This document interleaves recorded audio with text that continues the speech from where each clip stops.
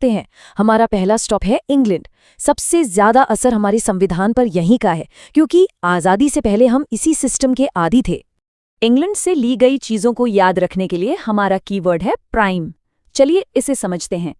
P से है parliamentary form, यानी संसदीय प्रणाली। आर से है रूल ऑफ लॉ, मतलब कानून का राज। आई से है इंडिविजुअल सिटीजनशिप, यानी एकहरी नागरिकता। एम से है मेकिंग ऑफ लॉ, मतलब कानून बनाने का तरीका। और ई से आता है एनेक्टिंग रिट्स, यानी रिट जारी करने का अधिकार। और हाँ, एक बहुत जरूरी बात, भारत में राष्ट्रपति सिर्फ नाम के प्रमुख होते हैं, जबकि असली ताकत प्रधानमंत्री के हाथ में होती है।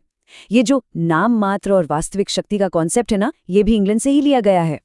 चलिए अब अटलांटिक अंकुश लगाने की बुनियाद डाली गई, और अमेरिका से लिए गए आइडियाज को याद रखने का भी एक बड़ा आसान सा फॉर्मूला है FIR, वाइस प्रेसिडेंट।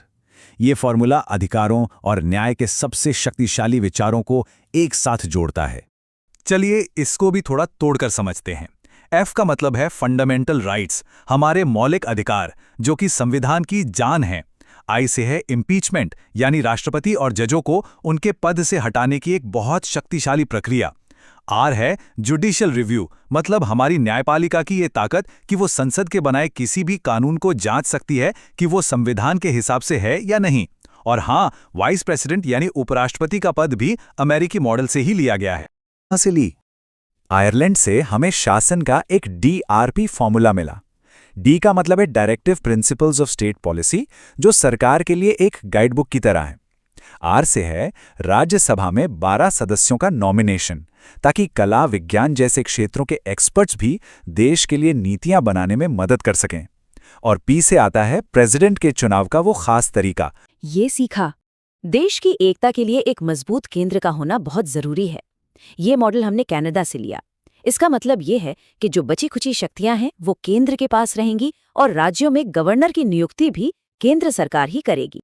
इसे याद रखने की तो सबसे आसान हिंदी ट्रिक है, क से कनाडा और क से केंद्र मजबूत। कभी नहीं भूलेंगे। अब चलते हैं ऑस्ट्रेलिया। यहाँ की थीम है ट्रेड एंड टुगेदरनेस, मतलब व्यापार और मिलजुल कर काम करना। यहीं से हमने कॉन्करेंट लिस्ट, यानी समवर्ती सूची का आइडिया लिया, जिस पर केंद्र और राज्य दोनों ही कानून बना सकते हैं। साथ ही संसद की जॉइंट सिटिंग और व्यापार की आज़ादी का कॉन्सेप्ट भी यहीं से आया है। अच्छा, अब थोड़ा आगे बढ़ते हैं और देखते हैं कि देश में इमरजेंसी लगने पर क्या होता है। एक नागरिक होने के नाते हमारी क्या जिम्मेदारियां हैं, और हमारे संविधान की प्रस्तावना के पीछे जो महान विचार हैं वो कहाँ से आए।